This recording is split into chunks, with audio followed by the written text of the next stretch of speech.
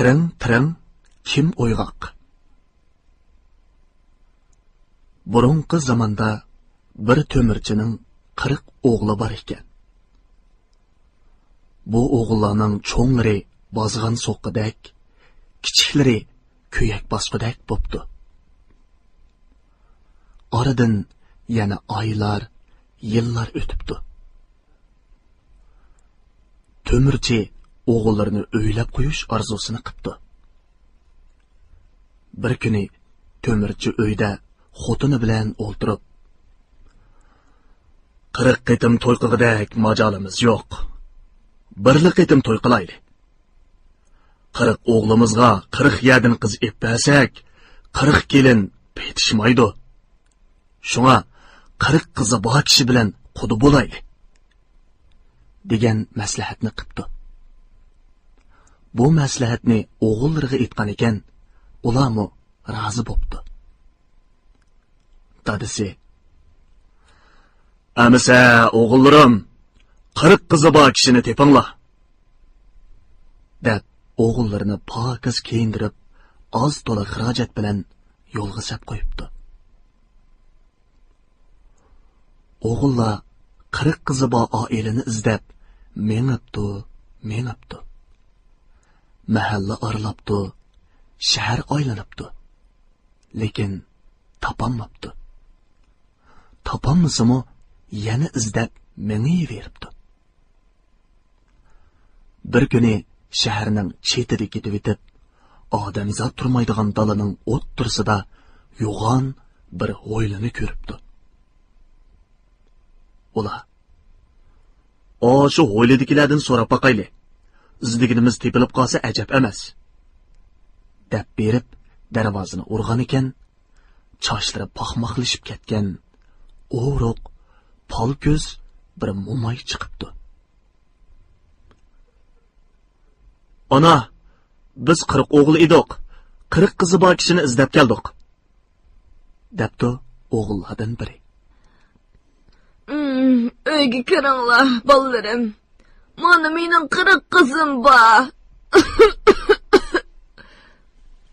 debdi mo'may. Mo'may o'g'illardan uni buni so'rab, quruq kelmaganligini bilib olibdi-da, o'z puti bilan kelgan bu omadni qo'ldan chiqarmaslikning amalini o'ylabdi. 40 o'g'ilga 40 qizini berishga rozi bo'pti. O'g'illar xushal bo'lishib, qaytish uchun o'rinlaridan turganda, mo'may ketgili qo'ymabdi. "Oy, bolalarim, bugun kecha menikida mehmon bo'lib, qizlarimni obdan ko'rib elinglar," deb 40 o'g'ilni qo'ndirib qapti va semiz qo'ydan birini so'yib mehmon qildi. Tamoqdan keyin mo'may o'g'illar o'ltirgan cho'ng uyga 40 qizini boshlab kiribdi. O'g'il qizlar ishkirat bo'lib qator o'ltirishib, bir-biriga yer ostidan qarshibdi. Shu chaqda o'g'illarning orasidagi chechan sodiq ba'zi qizlarning chiroyi qiz bolaga o'xshamaydiganligini, ba'zilarining enaklari ko'kirib turganligini, o'ltirib qo'pishlari er kishiga o'xshib ketayotganligini sezib qapti. Shuning bilan uning ko'ngliga gumon tushibdi. Mo'may bolalar bilan birdan paranglashgandan keyin: "Bolalarim, yo'l mengib harg'ansizlar. Endi uxlanglar," deb chiqib ketibdi. Mo'may eshik to'yiga chiqib qizlariga: "Hey, sizlar oq kigiz yepinib, o'g'illarga qora kigiz yepib qo'yinglar. Bildinglarmi?" debdi. Bu gapni helidan beri hushyor bo'lib yurgan Sodiq anglab qopti. U oq kigiz bilan qora kigizning sirini hech tushunamabdi. Oxiri bu xotin bir shumliqni o'ylayotgan bo'lsa kerak, degan o'yga keldi. Qizlar ishkirat qilib o'rin selib, o'g'illarga qora kigiz yepib qo'yibdi. O'zlari oq kigiz yepinib yetibdi. Mo'may aslida shun niyatlik yovuz mo'may ekan. Uning "Mana mening qizlarim" deb uyga boshlab kirgan bolalarining tangdan to'lisi o'g'il ekan. Mo'may qizlarini agi bermay, o'g'illarini o'ylamay, ularga o'zining jaddallik hunarini o'rgatayotgan ekan. Mo'may har qitim odam o'ltirganda qilichini qonga milab yalaydi ekan. "Sizlarmi yalanglar, yurikinglar butun bo'ladi" deb bolalarga yalatadi ekan. Mo'may oshxonaga kirib, qilichini belashga kirishibdi. Uning qon yalashga nafsi taqildab ketibdi. Biroq mushundoq omad kelgan kechida o'shkinlarining marishi, itlarining hovshishi, mushuklarining miyovlishi Mo'mayning ko'nglini tindirmabdi. Yovuz Mo'may al uyquga ketgan vaqtda bolalar yotgan uyning eshigiga kelib, qilichini tirimlatib, "Tiring, kim oyg'oq?" deb so'rabdi. Sodiq o'duqmasdan, "Sagak Sodiq, men uyg'oq" deb javob beribdi. "Nemishqa uxlamading?" "Qirq o'shkang marab uxlatmadi." Mo'may berib 40 o'shkisini chepib o'tibdi. Qaytib kelib, oshxonaning bo'sug'usida kutib o'ltiribdi. Sodiq qarindoshlarini asta uyg'otib, "Mo'mayning payli buzuq, sagak yotayli" deb shivirlab qo'yibdi. Mo'may yana eshik to'yiga ketdi. Tiring, kim oyg'oq?" "Ziyrak Sodiq, men uyg'oq." "Nemishqa uxlamading?" "40 ishdan hovushib uxlatmadi." Toqatsizlangan Mo'may berib 40 itni chepib tashlabdi. Bu vaqtda o'g'illar to'nglikka arg'amchi selib, bir-birdan yomishib chiqishga boshlabdi. Shu arada Mo'may yana eshik to'yda paydo bo'ldi. Tiring, kim oyg'oq?" "Chechen Sodiq, men uyg'oq." "Nemishqa uxlamading?" 40 mushukning miyovlab uxlatmadi." Mo'may tit bo'lib 40 mushukni o'ldirib, ko'nglida shundoq debdi.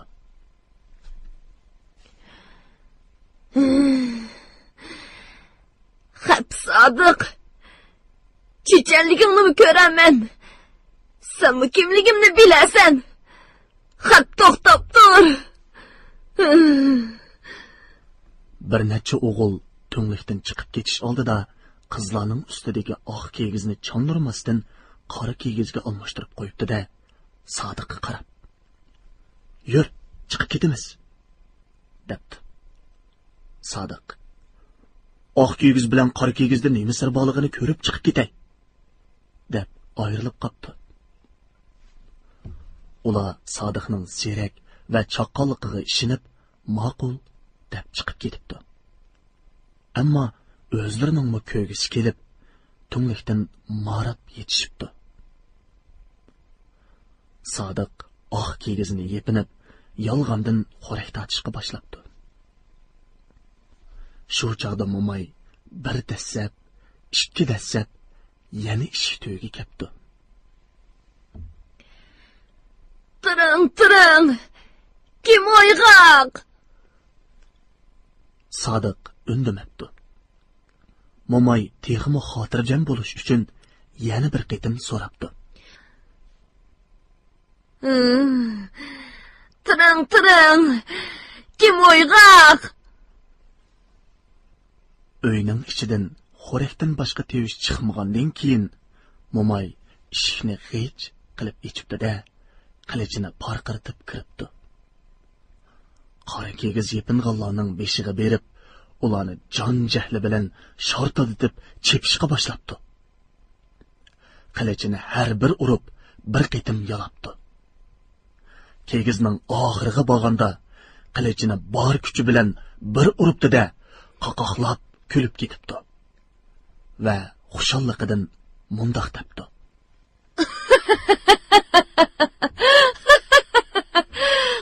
Qutuldim sen Sodiqdan. Endi chiqdim hordiqdan. Shu chaqda Sodiq oq kigizdan beshini chiqarib, qutulmading Sodiqdan, chiqolmading hordiqdan. Bor yo'qingdan ayrilding, shun bo'yidak qayrildim, debdi. Mo'may bu gapdan o'zining yengilganligini sezibdi-da, kaladek o'kirab berib Sodiqqa tashlanibdi. Sodiqning bir qo'li bilan bir quloqidan tutib, o'ylig'i ochiqib, qo'shiq etib zarlabdi.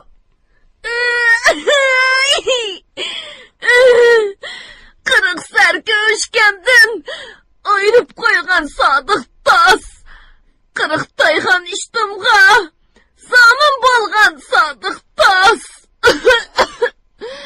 Qirq mo'min mushkumdan ado qilgan Sodiq tas. Qirq shogird bolamdan juda qilgan Sodiq tas. Yavuz Mo'may Sodiqdan kelishtirib o'chini olmoqchi bo'lib, uni qoznaqqa solab qo'yibdi.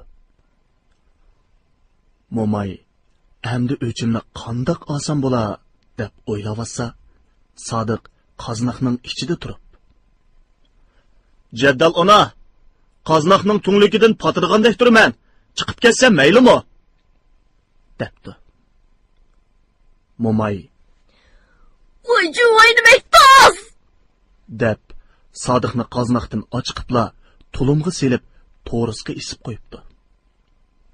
Ondan qomti sepidek bir tayoq bilan urg'ili turibdi. Tayoq jinidan o'tayotgan bo'lsa-mu, voyjon desa Mo'mayning ko'ngli xush bo'ladiganligini bilgan Sodiq bir hiyla o'ylabdi-da, qaqoqlab kulibdi. Mo'may hayron bo'lib uningdan so'rabdi. "Hey tas! Mushku o'yin choshqinga qiyin degandek, men ursam sen kulyapsan-ku, ha?" "Sening ahmoqligingga kulyapman. Mening kulginim tayoqning o'tmagini, jim turg'unim jinimdan o'tgini. Dardim chiqqidek uraman desang, jangaldan tevlig'i kesib kelib, shuning bilan ur. Bo'lmasa, kulginim kulgan, ha?" debdi Sodiq. "Darvaqa, tevilg'i tayoqi munkikak o'kizni yiktek tuzaydi." debdi Mo'may ko'nglida. U eshikni mahkam qulflab, kakisini elib, jangalga ketibdi. Bu chaqda Sodiqning bir inisi qoznaqning tunligidan tushib, to'limni yeshib etibdi. Bu ikkisi yana tunlik bilan o'ylig'i chiqib, yo'g'on bir qapoqni ari bilan to'ldiribdi. Chepib tashlangan o'shkidan birini to'limga sapdi. Uning ustiga qapoqni selib, to'limni avvalgidek esib qo'yibdi. Ondan o'z yo'liga ravon bo'pti. Endi tuganchi gapni Mo'mayning holidan anglayli. Mo'may tevilg'ini kesib, hozirab o'midab yetib ketdi. Uyga kirib to'limga qarasa, o'z joyida esiqliq turgan, ko'ngli xotirjam bo'lib, eshik to'nglikni taqabdi-da, to'limni vaqildatib urishga boshlabdi.